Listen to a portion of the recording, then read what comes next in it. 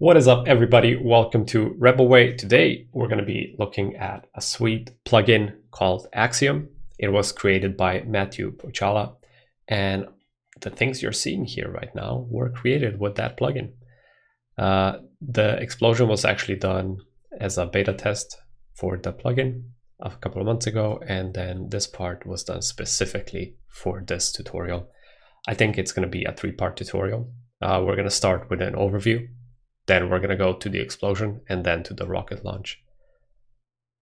All right, just so you guys know what's happening, I'm gonna put myself away here, get comfortable, and let's jump into Houdini.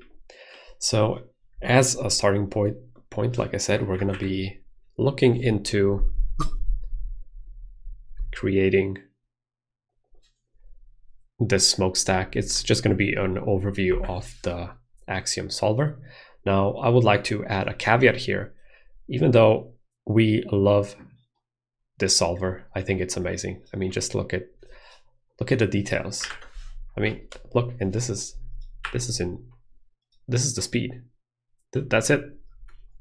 There's no magic. There's no magic behind it. This is actually the speed that it's simulating.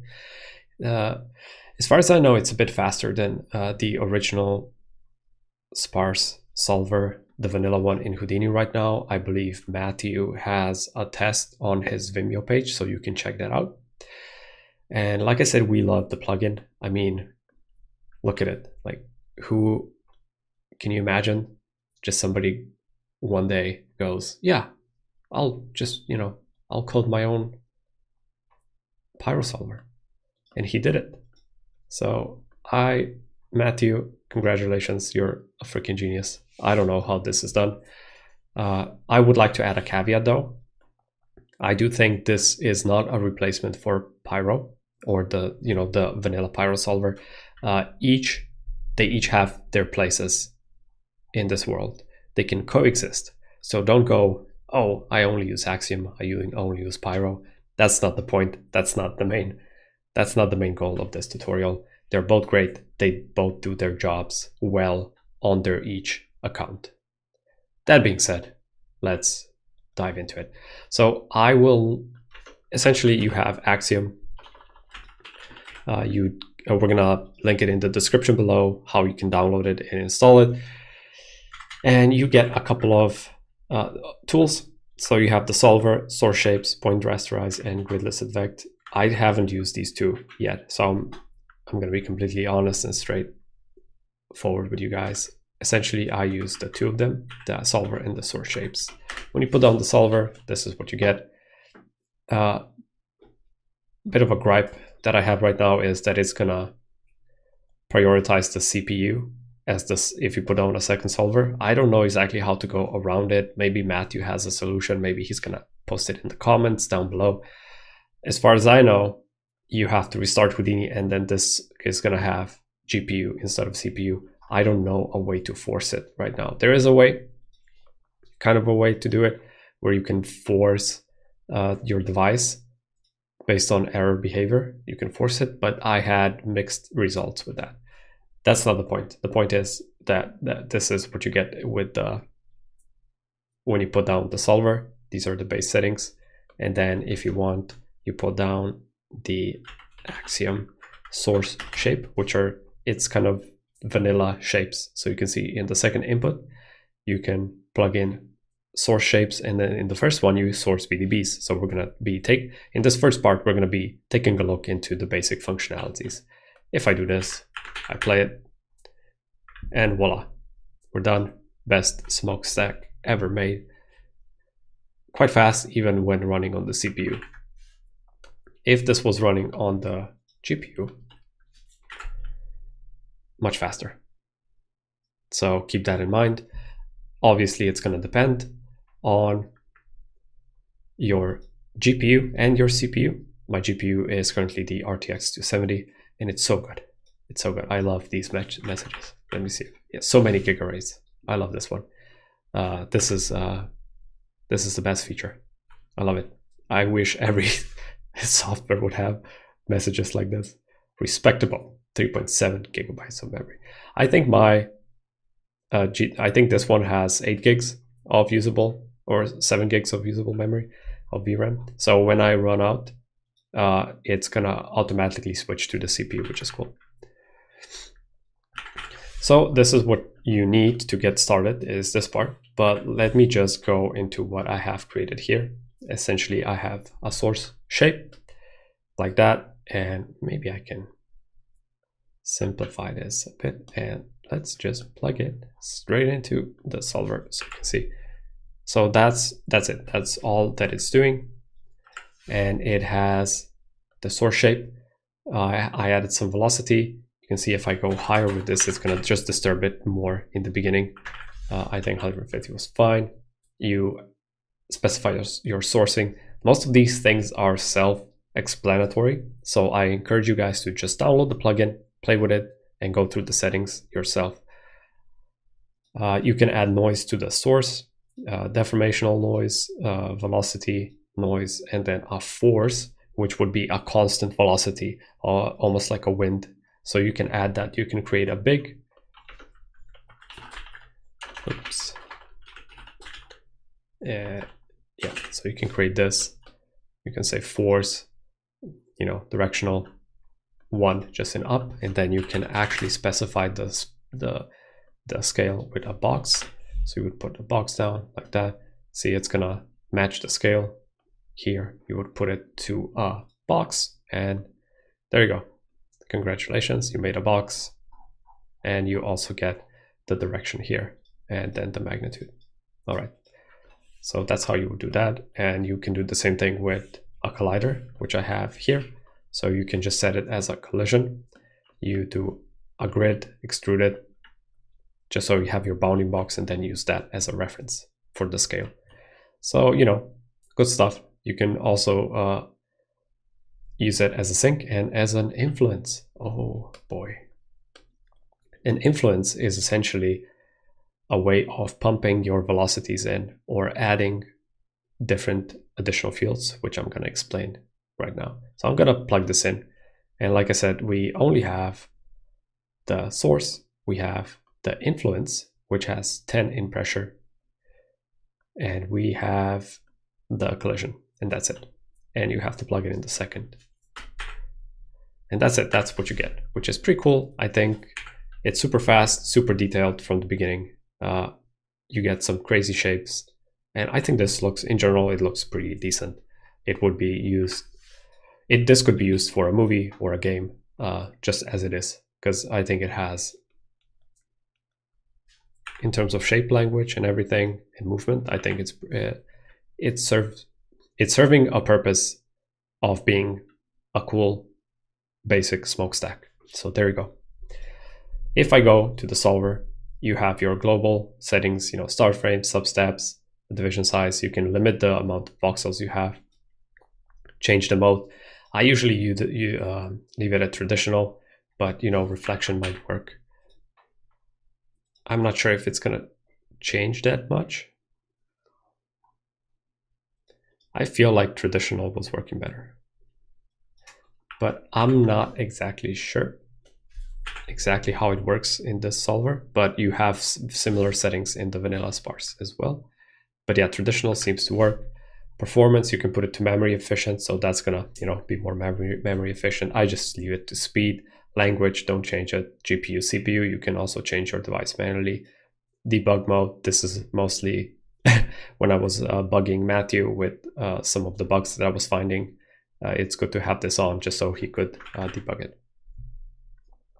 That's it. You also have some information of your device.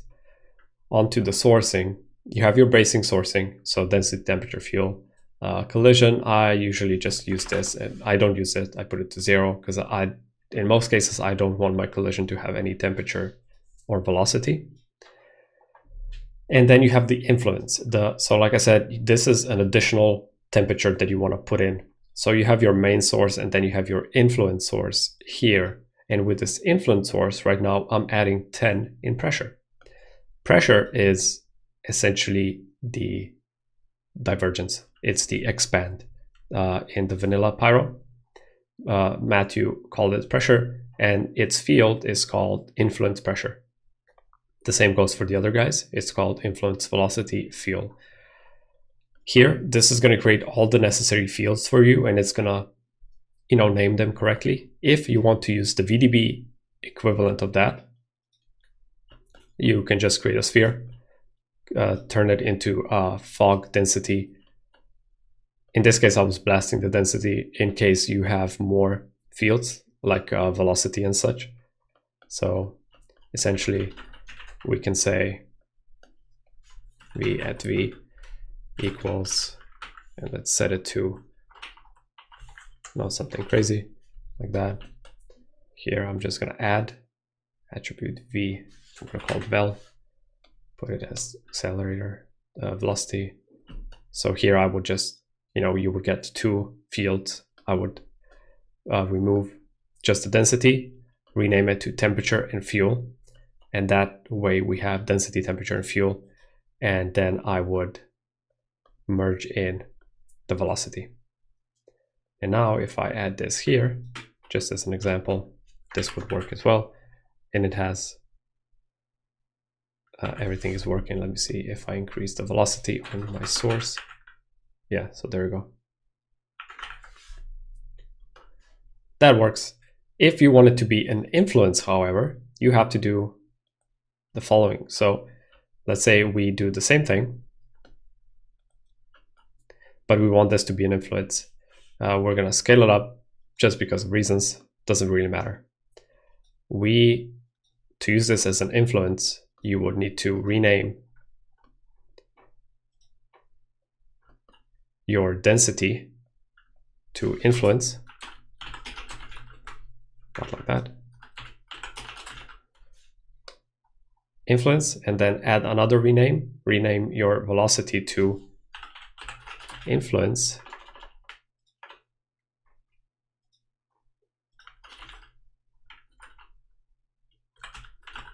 Velocity. And let me just see if that's correct. There we go. So parameter influence velocity, and now you have influence and influence velocity. You need the influence in order to for the influence velocity to work, and then we can just merge them together. And that's what you get. So you see that works as a pump. Most of you know that I like the pumping. I like the pump workflow. And that's how you would do the pumps. That's how you would inject it. And you now control it with this velocity. If you put it to 0, the influence is not going to work. If you put it to 1, the influence is going to work. It's quite strong because we added 100 here. So if we go with 10, that is its purpose. You can put it to frame step, which means it's going to pump it every frame. And this is good for if you want more extreme, in more extreme cases. And when I'm going to be showing you guys the explosion, oh boy, that's exactly what I was using. I was using the frame by frame step because it's quite extreme. And this explosion is exactly this one with emission, and then I just changed the emitters a bit and then added the second ones, and that's it. And I really wanted this to be so over the top that it filled out the whole screen, which I think I succeeded because it is it is essentially just explosions throughout the whole screen. So in that case, I would use it by frame step. Let us go back to our little example here. I'm just going to put it there. So frame step, if we go back to our small little smokestack,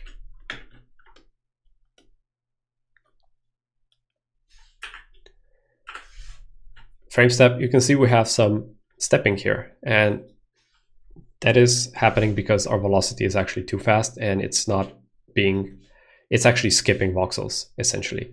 Now Matthew, I think, has a video on this that explains it in way more details. Essentially, we have an option called an octree lookup. What that is going to do, it's going to make sure that those voxels are registered, that they're being used, and they're not skipping. And you can see that actually fixes that issue. In a lot of cases, that is going to make the simulation a lot slower. In this case, it's fine because it's quite small. But in the big explosion example, when I turned this on, it was taking much, much longer. So keep that in mind. What you can also do is turn this off and change the leaf size, which also sometimes fixes the issue, like you can see here. We're not getting that stepping anymore. We're kind of getting it in the beginning, but it's fine. Essentially, it's much better than if we were on 16:3. Like you see here, now you get the stepping. And if we go even lower, we're gonna get probably more stepping. I'm not even sure. Yes, more stepping. So what's the point? What's the leaf size? If we go to the output, we can check the data structure like that. And the leaf size are essentially the kind of, I'm gonna try to explain it in a non-scientific way. And like I said, Matthew has a video explaining this more scientifically because he made it. So he knows how it exactly works, but essentially it's just gonna be more perfectly surrounding around the simulation. If you use 8:3, if you go with 32, the blocks are going to be much more broad, and it's going to just ensure that it's encompasses everything in the simulation. So that's why the stepping is not occurring here, because we actually have enough big leaf size that is, you know what I mean, that it's containing the whole simulation. So that's what this does. The levels, don't worry about it that much. Essentially, you can see them here. So they're just additional levels to this. I'm not exactly sure how they work. Matthew said that I shouldn't worry about him. He usually uses at the default level is set to 7. So it's like this. Don't worry about it. And this is good for, yeah, really big simulations. You can see here, Matthew he's using a lot of nodes. So for very low resolution sims, 8:3 is a good value. For very high resolution sims, increase the value. And I would say even when the simulation is much bigger and faster, just use this instead of the octree lookups as well. Remove inactive leaves, and all of that is based on this threshold. So if this threshold is set to 0.1, it's going to be removing too much of the, and let us go back to something normal. It's essentially, it's going to be removing too much of the density because it's going to be, because of the threshold. I'm not sure if we're going to see it, but the dissipation is not going to be as nice because sometimes it might remove some velocity. Yeah, you can see how like it's quite dotty here because it's removing it. And I believe if we will go back to 0.01, I hope it's going to be more smooth. And I actually made my point correctly. And I did. So now it should be, see, you have more density and really low density areas that are not getting removed. So that's that. And then the margin, I know I skipped combustion and output and simulation. I promise I'll go back. I'll go back to those. The margin iterations, I love this feature. Essentially what it does is going to increase the padding where the velocity is the highest. And let me show it to you guys. If I go back to the data structure like that, so the velocity is the highest here, right? But if you can really crank this up just to see what's happening. And I'm gonna plug in, I'm just gonna plug in my example just so you can see it a bit better.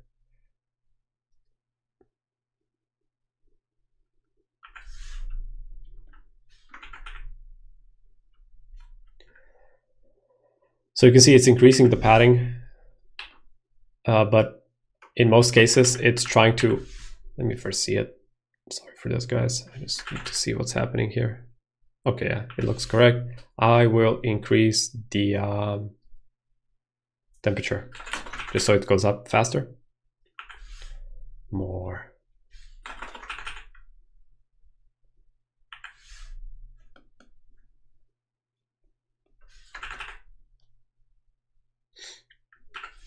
So you can see how it's increasing the padding, even though the simulation is just here. in this area, it's increasing the padding in the direction of the velocity, and it's going to increase the padding in that direction. The margin is how much of the velocity it's using, and then the scale is how much it's going to scale it. But if I put this to 50,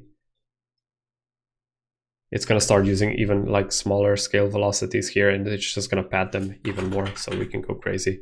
And you can see like it's using, even though it doesn't need to, but it is padding in that direction. And why is that important? Because when you have fast moving velocities, sometimes the simulation is going to hit the bounding box. Let's call it a bounding box. And when it's going to hit that bounding box, it's actually going to start clipping the simulation, or it's going to start performing and giving you artifacts. And this is going to remove that issue, and I like it. I like it a lot. Let's go back to, let's say, 5. All right, so this step is quite self-explanatory. I showed you guys the frame steps. Simulation, timescale, dissipation, diffusion, simple stuff. Temperature, how much it's going to cool down, how much it's diffused or blur. Velocity, you have buoyancy, how much it's going to lift based on the temperature. You have force, wind, which I think are the same things. I'm not sure if there's a big distinction. Essentially the force, if I put this to 10, this is going to act as our wind. And you can change the wind or the force direction here. So -1. Hey, good stuff. It works. Put it to 2, just so we have a happy smokestack flowing in the wind. I haven't tested viscosity yet, but you know, maybe, I don't know. I honestly, this is the first time. Yeah, so it's just going to become more solid and less fluid-like. So there you go. Totally works. I never used it before. We go back to our smoke thing. Disturbance, turbulence in turbulence 2. I know for a fact that Matthew is going to add another turbulence because that's one of my feature requests. I want more, disturbance. I just want more disturbances. And the reason is because a lot of times, if I go to the disturbance tab, I set it to a specific block size, and I usually have 3 disturbances at different block sizes, and they're being controlled by different control fields. In this case, Matthew already included velocity and speed, which is great. And this disturbance is only happening on the fastest moving parts of the velocity, of the sim. So you can see it's actually disturbing just this top part, and it's leaving this part. I mean, it's still kind of doing it, but when it slows down, it stops affecting it that much. So that's what this is doing. Maybe I can demonstrate it even better if I increase the mask. And now you can see it is only doing it here on the top. You can see this area is disturbed and this area is not. So that's that. Let me just go back to previous values and maybe put this back to 3. So yeah, I usually do them at different block sizes, different. One is usually at velocity based, the other 2 are density based and different block sizes. We have a turbulence. I don't know, I think this one is the big turbulence. Yeah, so it's also something I usually do. No, although, let's see. That's cool, but no, 15. I have one turbulence that is smaller in swirl size. This one is not controlled by speed, but you can. And then the other one is bigger in swirl sizes, just so it creates a bit more windy effect. But obviously it depends on the need of your simulation. This is what this one is doing right now. So you can see we're getting those puffs, and it feels a bit more natural if this was a more windy kind of situation happening. All right. Confinement, I'd have it off, but you can also turn it on and then use it as a control field. Wind, buoyancy, and then dissipation, in this case based on temperature. And that's it.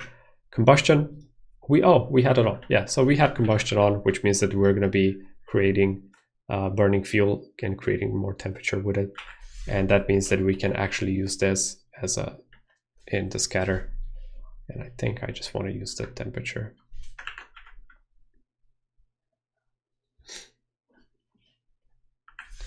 And now Matthew did add a bunch of cool features like the fuel threshold and the ignition threshold. Essentially, if this value is too high, it's not going to be igniting the fuel,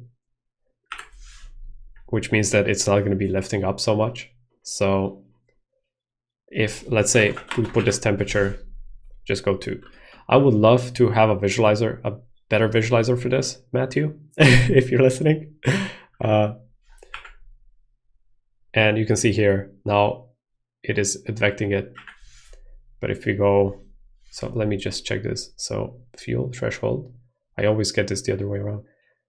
That has a fuel value above this threshold will not ignite. Okay, so if I put this to super high values,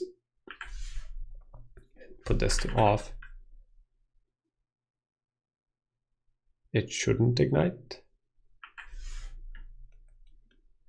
Let's not affect fuel. What if I go to 1?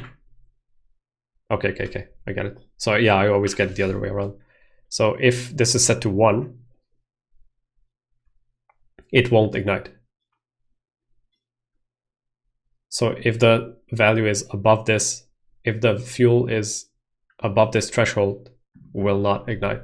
So right now, even though we have everything on, it's not going to ignite. But if you put this to 150, it will start igniting. So this is a way to control your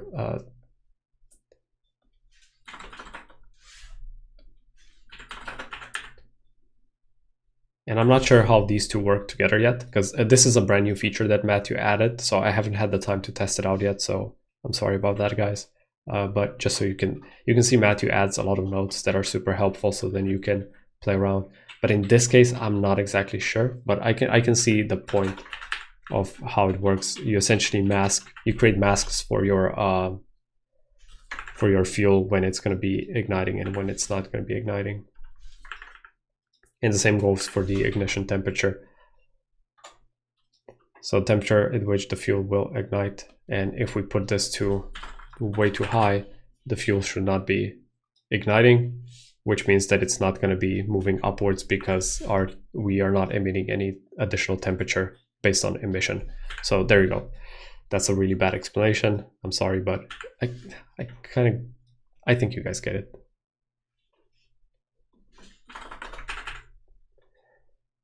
Yeah, so now it's gonna kind of ignite, maybe 250. 1, 3. Oh yeah, and then we need this to be higher. Ooh.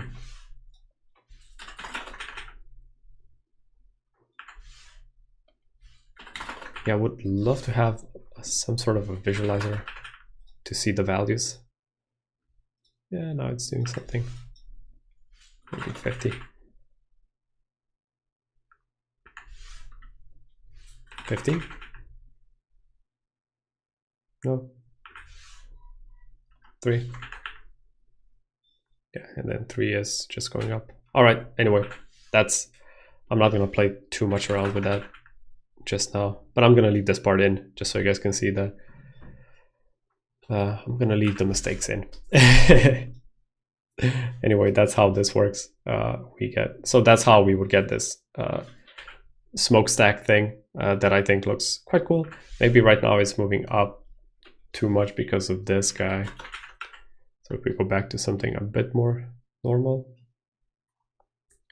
this would be yeah, I think it would look like, like those big smokestacks that kind of just go right in the distance, the big windy smokestacks. I think this would work quite well for that. Or we can go back to the one that we had where it was just blowing up upwards. So force it a bit less and add more temperature up.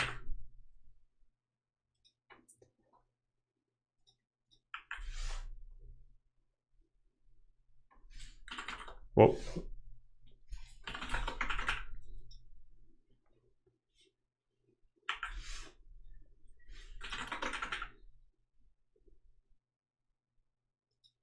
All right, amazing.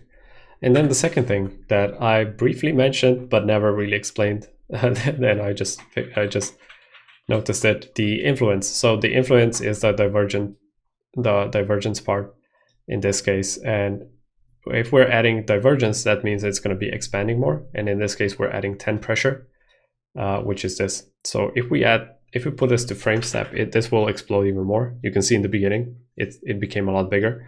And that's essentially what it's going to be doing. If we put this to 5, it's going to be even bigger in the beginning. And that's how you would create those big booms in the beginning. Obviously, you would have to animate this value. So just for, the demonstration purposes, you go big boom, and then you leave it to go up. And probably you would kill your emitter. It depends what you're doing, but just as you can see, you can do it this way as well. And that's it. I think we talked about the VDB stuff. We talked about the source shapes. I think we went through most of the features here, except for the fuel thresholds. I think everything else should be super clear. The output, yeah, here I was just changing it from VDB to data structure, and then you can control what to output and how to compress your, let's say velocity is set to half in the beginning, which is cool because in most cases that's enough. And in many cases, we don't even want velocity because it takes a lot of space and processing and to output it. So just compressing it in most cases is enough. And I think that is it for the overview part. The next stop is going to be this guy, which is the big explosion. It essentially goes over all the same things we just talked about, but I'm just going to show you how I did it and how I approached it using Axiom. And then we're also going to end this with a showcase of how I did this. I think it's cool, the rocket launch. You can see it has quite a lot of details here that look pretty convincing to me for a rocket launch, like stuff that the rocket launch needs, especially the fast expansion in the beginning. See how fast it goes, which is also always a difficulty with rocket launches, is that it's very aggressive. They're very aggressive in the beginning with the smoke.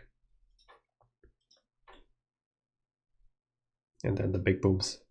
All right, so yeah, see you guys in the next part, and I hope you enjoyed this overview of Axiom, and I hope you're gonna end up enjoying it and using it as much as I do. All right, see you guys in the next video.